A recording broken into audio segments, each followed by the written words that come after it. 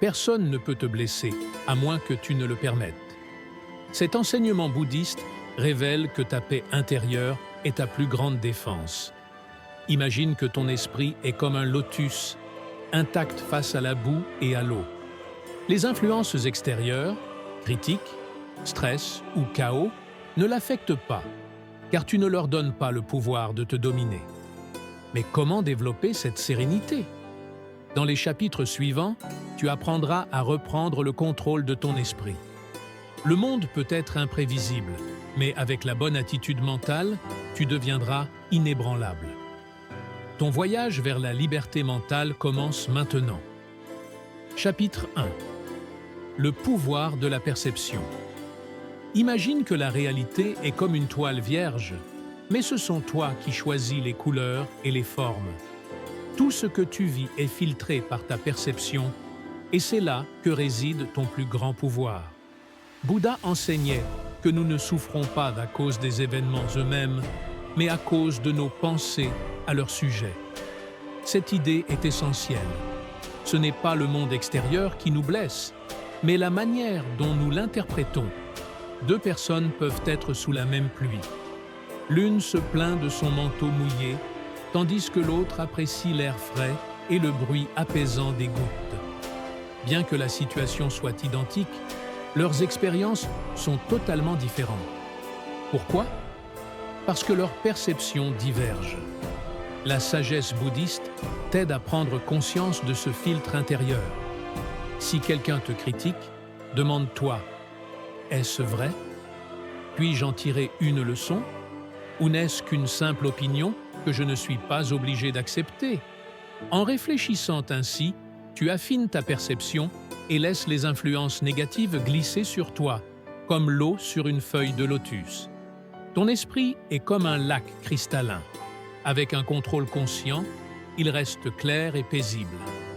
Tu vois les choses telles qu'elles sont, sans les distorsions des émotions ou des peurs. Cette clarté t'offre la liberté. Mais ce chemin n'est pas un événement unique, c'est un processus de toute une vie. Chaque jour apporte de nouveaux défis qui mettront à l'épreuve ton attitude, mais c'est dans cette lutte que réside ta véritable évolution. Avec chaque pas conscient, tu renforces ta sérénité jusqu'à comprendre que les circonstances extérieures ne seront jamais plus puissantes que ton attitude intérieure.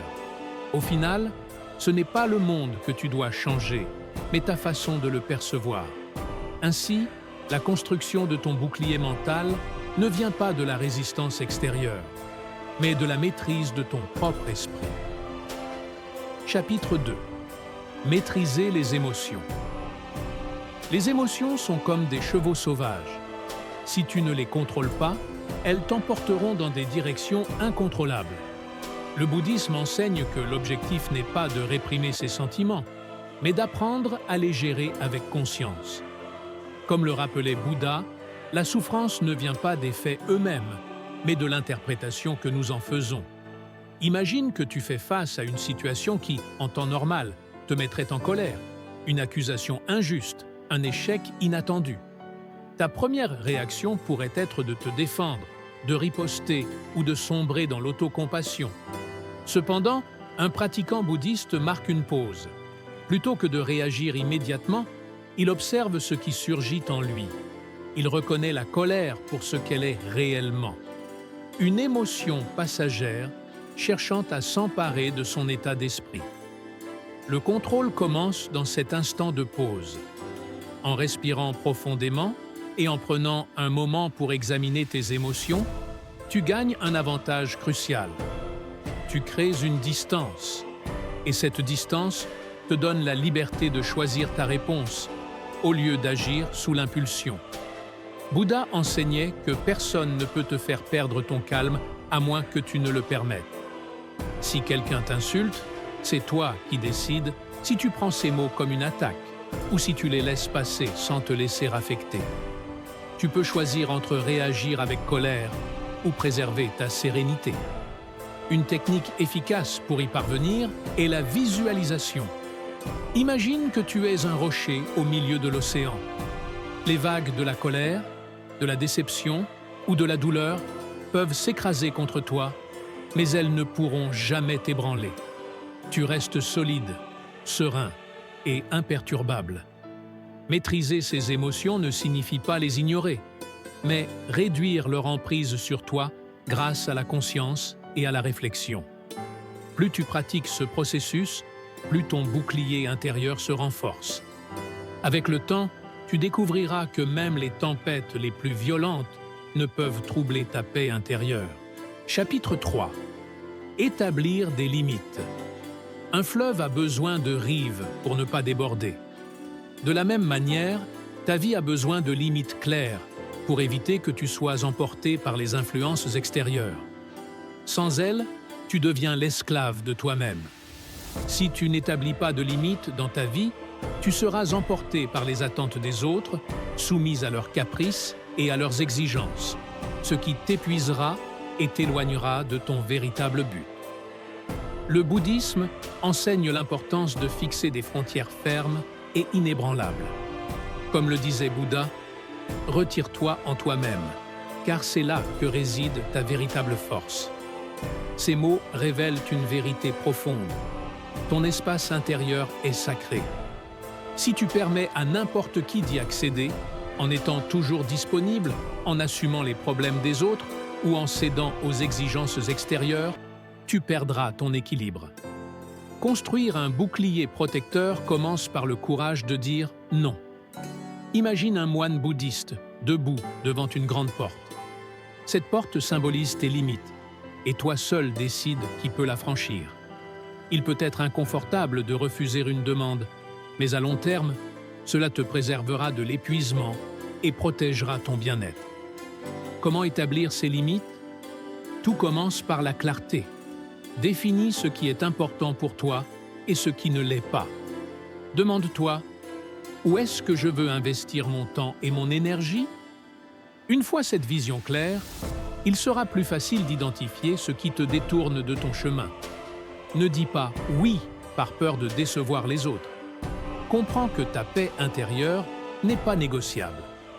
Un outil utile est d'apprendre à exprimer tes limites avec courtoisie, mais fermeté. Par exemple, tu peux dire « J'apprécie ton avis, mais j'ai besoin de temps pour prendre ma propre décision. » Ce type d'affirmation ne traduit pas une faiblesse, mais une confiance et un respect profond envers toi-même. Plus tu t'engages à protéger tes limites, plus tu ressentiras que ton espace intérieur devient un sanctuaire de calme et de force. Au début, certains remettront en question ton attitude, mais avec le temps, ils respecteront ta détermination. Et chaque « non » exprimé en pleine conscience rendra ton bouclier plus solide et plus puissant que jamais. Pense comme un stratège avisé. Choisis avec soin les batailles qui en valent la peine et laisse tomber celles qui ne le méritent pas. Un bouddhiste comprend que le temps et l'énergie sont des ressources limitées et qu'elles doivent être utilisées avec sagesse. Comment appliquer cette philosophie au quotidien? La première étape consiste à différencier ce qui est sous ton contrôle de ce qui ne l'est pas. Comme l'enseignait Bouddha, ne te soucie pas de ce qui échappe à ton pouvoir. En concentrant ton attention sur ce que tu peux changer, tu éviteras de gaspiller ton énergie sur des éléments hors de ta portée. Prenons un exemple concret. Tu as un objectif important, qu'il s'agisse de progresser dans ta carrière ou de renforcer une relation essentielle. Plutôt que de te disperser dans des préoccupations inutiles, les réseaux sociaux ou l'opinion des autres, tu diriges toute ton attention vers cet objectif. Mais l'attention ne consiste pas seulement à éviter les distractions, elle implique aussi une présence totale. En focalisant ton énergie sur l'instant présent, tu développes la capacité à travailler en profondeur, à mener des conversations authentiques et à ressentir une satisfaction réelle. Chaque matin, pose-toi une question simple. Qu'est-ce qui est vraiment important aujourd'hui? Garde cette réponse bien ancrée en toi et agis en conséquence. Comme toute compétence, entraîner son attention demande de la pratique. Établis des limites, élimine les interruptions et renforce ta concentration. Avec le temps, tu constateras que cette maîtrise ne te rend pas seulement plus efficace, mais aussi plus serein. En dirigeant ton énergie vers l'essentiel, l'accessoire perd tout pouvoir sur toi.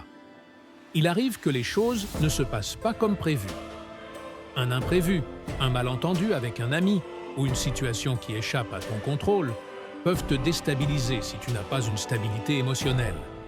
Pourtant, en cultivant la sérénité intérieure, tu comprendras qu'aucune tempête n'est éternelle et que la véritable paix vient de toi. Comment adopter cette attitude? Commence par observer tes réactions face aux difficultés. Lorsque quelque chose te perturbe, fais une pause et demande-toi: ma réaction m'aide-t-elle ou aggrave-t-elle la situation? Bien souvent, une simple respiration profonde suffit à éviter une réponse impulsive. Un autre moyen efficace est de changer ta perspective.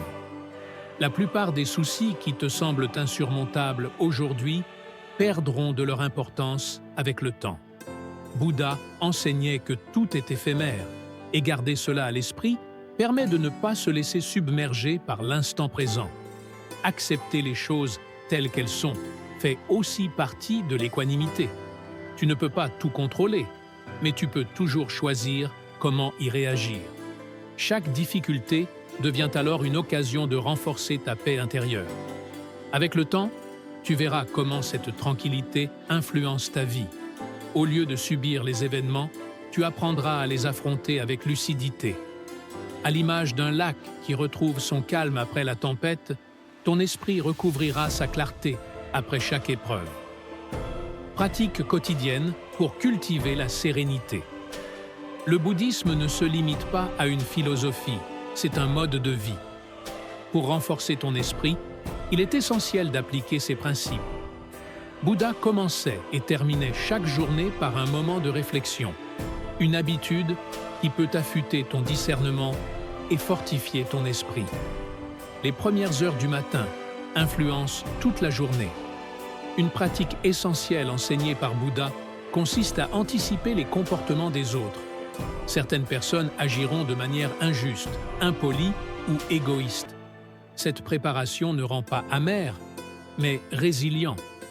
Elle rappelle que si tu ne peux pas changer le comportement des autres, tu as toujours le pouvoir de choisir ta réaction. Au fil de la journée, applique la méthode du contrôle dichotomique. Devant un problème, pose-toi cette question: puis-je agir sur cette situation? Si oui, passe à l'action avec détermination. Sinon, accepte ce qui est hors de ton contrôle et concentre ton énergie sur ce que tu peux changer.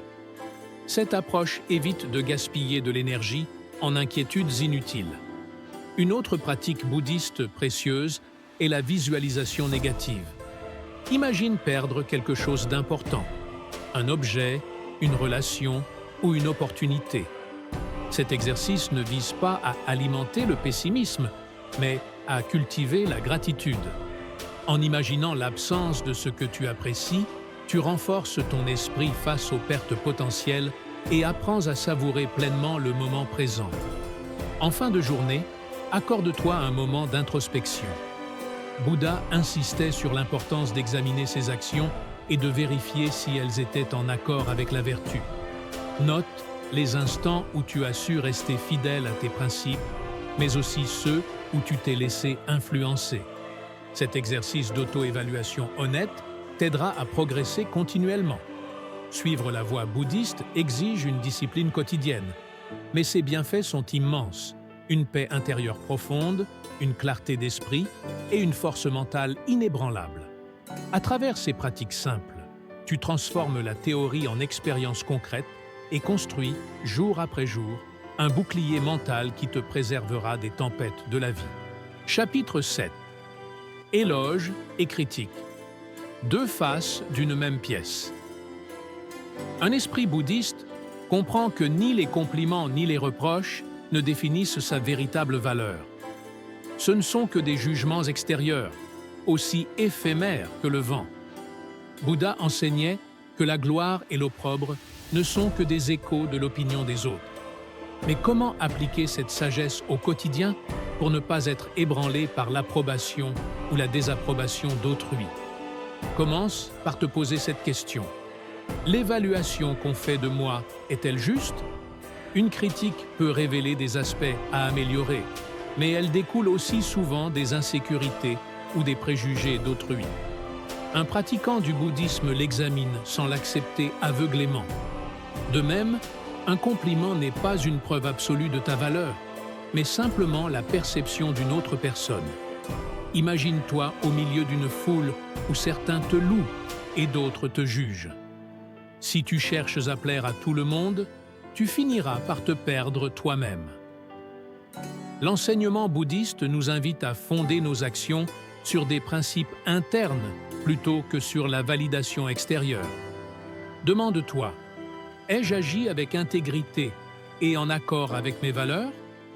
Si la réponse est oui, ni la critique ni l'éloge ne devraient troubler ton équilibre. Un autre rappel utile est la nature passagère de toute chose. Pense aux figures autrefois célèbres, dont les noms se sont effacés avec le temps. Les louanges apportent une satisfaction immédiate, mais leur effet s'estompe rapidement. De même, les critiques ne sont qu'un murmure dans le flot incessant de l'histoire. Adopter cette perspective t'aide à ne pas accorder trop d'importance aux jugements extérieurs. Pour cultiver cette sérénité au quotidien, développe l'habitude d'écouter sans te laisser emporter par les émotions. Lorsqu'on te fait un compliment, dis-toi « c'est agréable, mais pas essentiel ». Face à une critique, réfléchis. C'est difficile à entendre, mais peut-être y a-t-il une part de vérité. Ainsi, tu apprendras à maintenir ton équilibre, solide et indépendant face aux variations du monde extérieur.